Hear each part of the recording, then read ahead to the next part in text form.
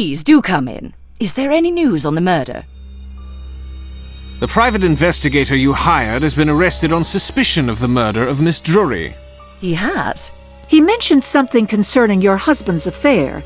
He said that it was bigger than any of us. Do you have any idea what he meant by that? None at all. Mr. Badgepie took a picture of Jane alone on the street, carrying an attaché case. Does it look familiar to you at all? It resembles one my husband has, but I can't say for sure. He has so many, you see. You're welcome to look around and see if you can find it here.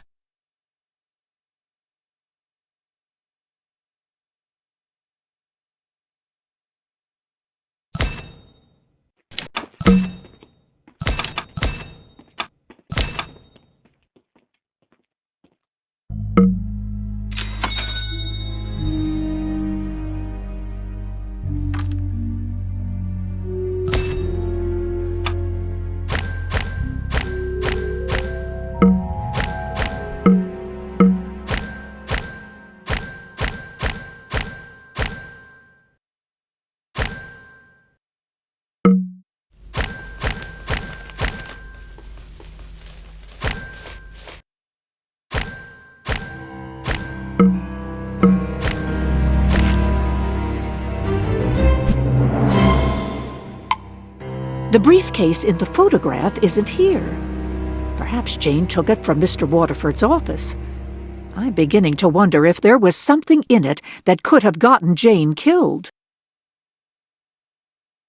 If it belonged to Mr. Watersford, he would be the one to ask about its contents. Mr. Watersford, I think it's time for you to come clean about your relationship with Miss Drury, and about a certain attaché case of yours that may have gone missing. All right. I'd been carrying on an affair with Jane Drury since meeting her backstage. I fell head over heels for her. Did you see her on the day she was murdered? Yes, she was here. And so was the attaché case. It contained some sensitive papers. After she left, I saw that the case was gone. I ran out to try and catch her, but she was already lost in the crowd. But how would Jane have known that there was anything in the attaché case worth stealing? I'm ashamed to say I told her what was in it. I was trying to impress her, telling her about the important things that were entrusted to my keeping. For God's sake, man, why didn't you raise an alarm, or at least contact Scotland Yard once you knew they were missing? I was trying to avoid a scandal, and I was hoping Jane had a good explanation. May I ask what sort of sensitive papers were in the case? A draft of a top-secret defense proposal. If that should become public, it would be a major embarrassment at best, a breach of national security at worst. I see. With Jane murdered and the attaché case missing, the story will be all over the press in no time. Now, Mr. Watersford, pull yourself together. Let's get you straightened up.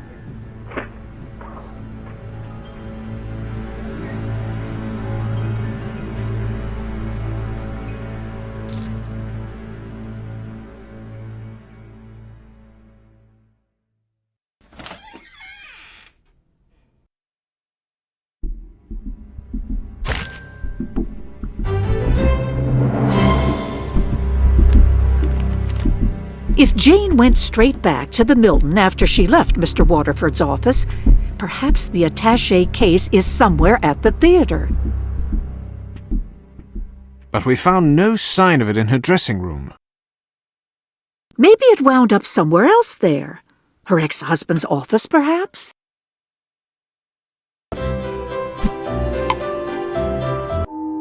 Mr. Winslow, did you ever see your ex-wife carrying the attaché case seen here in this photo? No. Very well. This is a photo of Miss Drury with Mr. Nigel Watersford. Had you ever seen the two of them together? I had no idea she even knew him. You had no clue at all that she might be having an affair with him? No. Well, she had seemed more secretive than usual recently. Maybe this is why. If you don't mind, we'll have a look around for that attaché case.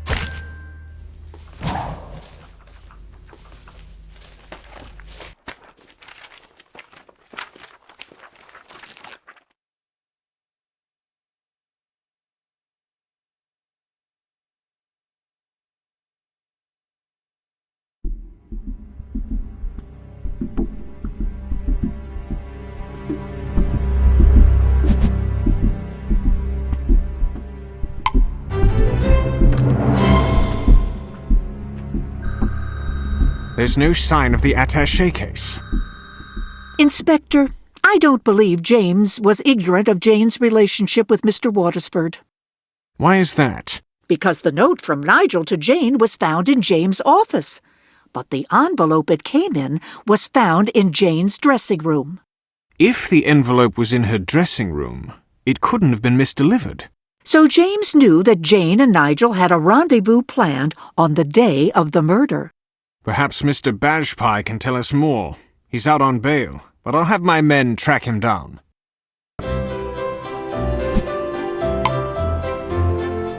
We have a few more questions for you, Mr. Bajpai.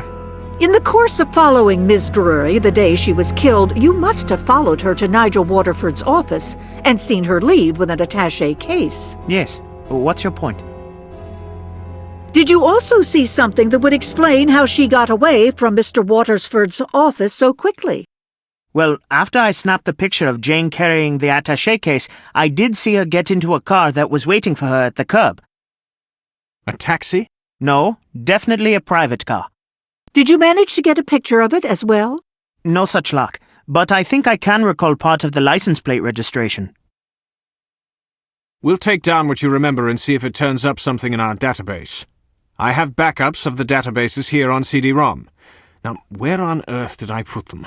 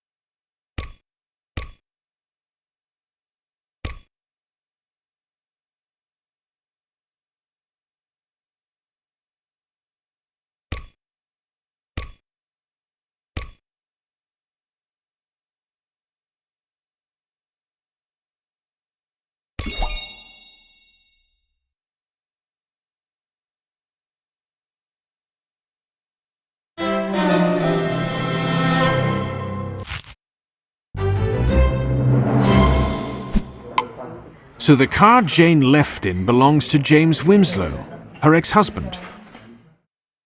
James must have known about the attaché case after all, since it was with Jane when he picked her up.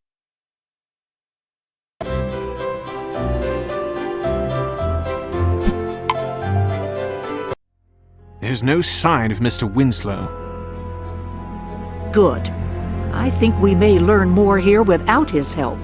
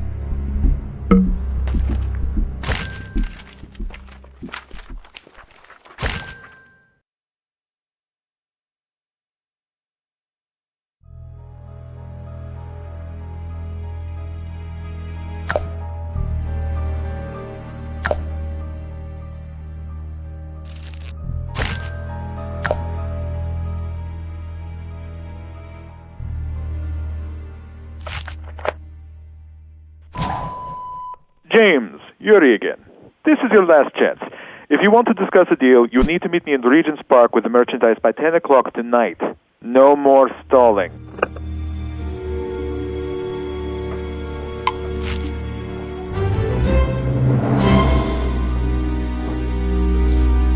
Still no sign of that attaché case.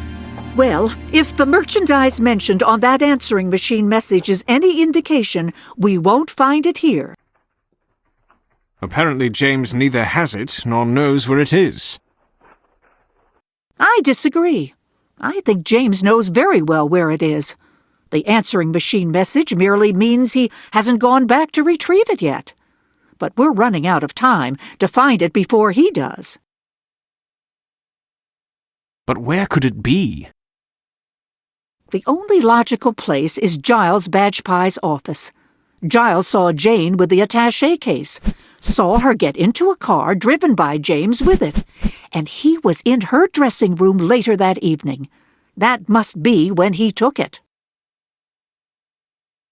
Well, let's go have a look then.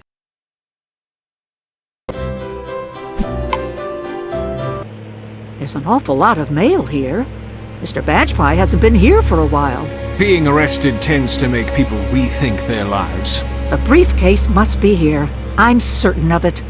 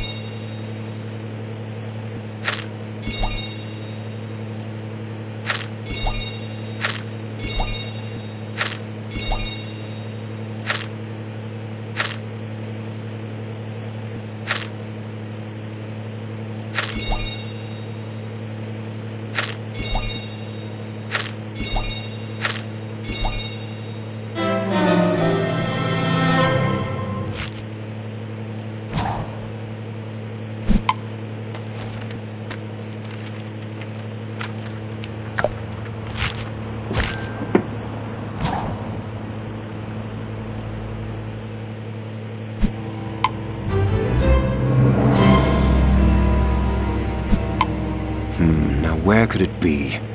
Looking for this attaché case, Mr. Winslow? I don't understand. How... Because you and Jane were working together to steal top-secret information from Nigel Watersford. I've never tried to do anything of the sort. I'm sorry, James, but the fact that Mr. Badgepie saw you pick Jane up in your car after she stole the case from Nigel makes it difficult to believe that you are innocent in all of this. Purely speculation. You have no evidence. Actually, we do. We have your answering machine with a call on it that can be traced back to your buyer, Yuri. Who is Yuri, James? A Russian spy.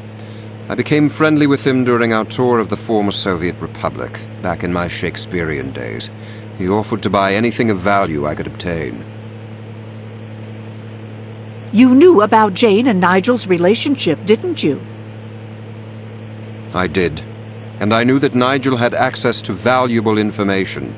I told Jane if she could get her hands on any sensitive material from his office, I'd split the proceeds with her. What happened the day that she took the attaché case? I picked her up in front of Nigel's office as arranged, but Jane insisted on keeping the case in her possession and accompanying me to my meeting with Yuri. But Jane regretted what she'd done, and when she spotted Emma and me at Covent Garden, she approached us for help.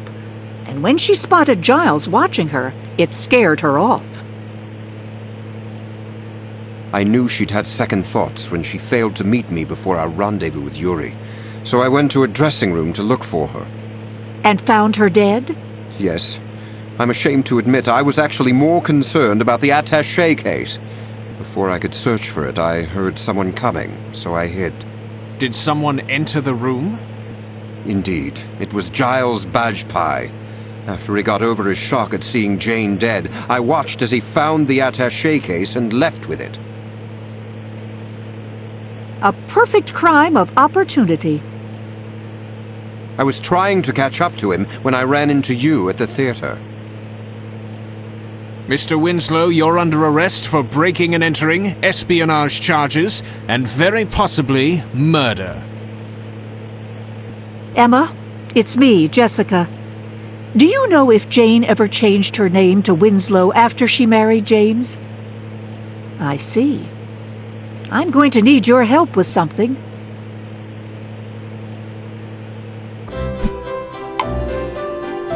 Oh, hello. It's Ms. McGill, isn't it? That's right, love, but you could call me Emma. May I have a word with you? Of course. My cousin just called to tell me that Jane's ex-husband, James Winslow, has been arrested. She said he was the one who put Jane up to stealing that attaché case from your husband, which has now been recovered. So? So, don't you see what a golden opportunity this is? I'm afraid I don't. I figure I can sell the story to the press. An actress seduces an influential member of Parliament and steals his secrets for her ex-husband? Story like that should be worth a tidy sum. What does any of this have to do with me? Well, because if you added your side of the story, it could enhance its value.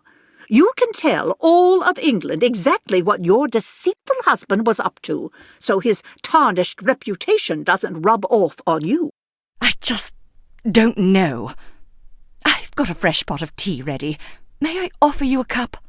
That would be lovely. I'll just wait right here then, shall I?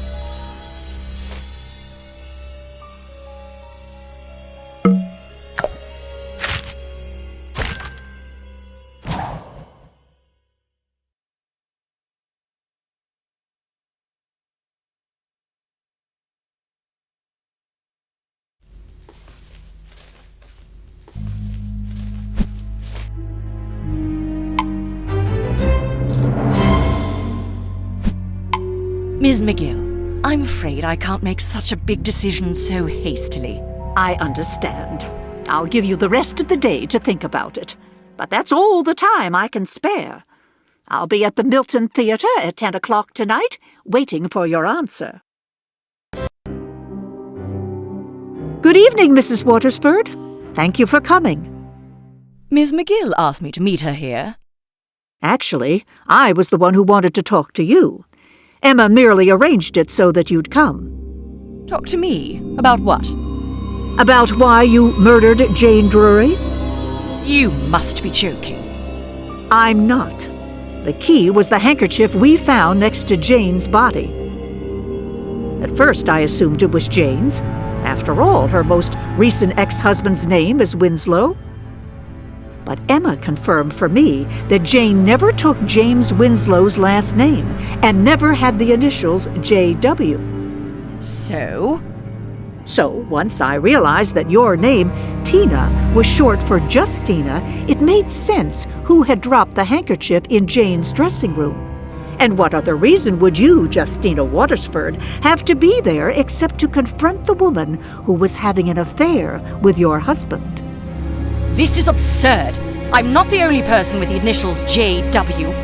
It's obvious that James Winslow was the one who killed Jane. He was jealous of her affair with my husband. I'm not so sure of that, Mrs. Watersford. I have one last thing to check.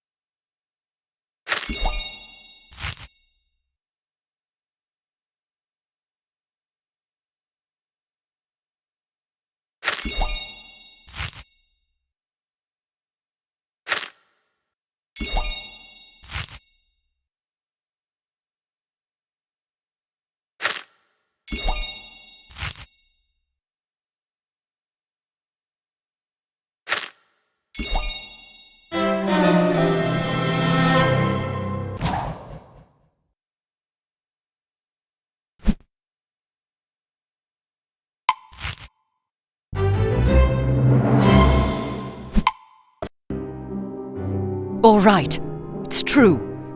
I was here because Giles told me that Nigel was having a relationship with Jane, and I wanted to put a stop to it. We argued, and then Jane said something that sent me right over the edge. What did she say? That Nigel said he couldn't wait to escape from our marriage. It confirmed what I had suspected for some time. But having this other woman throw it in my face made me lose all control, and I strangled her. And when you realized she was dead, you tried to make the scene look like a suicide. You didn't know that first James and then Giles would come into the dressing room afterwards and find her dead. I certainly didn't know they'd find her and then act like such fools to make themselves look guilty. And when each were arrested, well, neither would have been much missed. That doesn't justify letting them take the blame for a murder you committed. Maybe not, but with everything I have at stake, I'm not about to let that get in the way. And I'm not about to let you expose me as a murderer either. That's enough, Mrs. Watersford. Did you hear it all? Every last word. Mrs. Watersford, you're under arrest for the murder of Jane Drury. Let's go. Poor Jane. If only she'd been able to sit down and talk to us that day in Covent Garden. I know. Would things have turned out differently if she hadn't been scared off by the sight of Giles Badgepie? We'll never know for sure. I'm glad you were able to stay for Jane's memorial service. So am I. It was lovely. Jane will certainly be missed. But not forgotten. I've spoken with several of my friends in the West End. We're starting a scholarship fund in Jane's memory to help aspiring young actors go to drama school. What a wonderful idea! In a way, she's helping the next generation of actors and actresses follow in her footsteps. Well, you know what they say. The show must go on.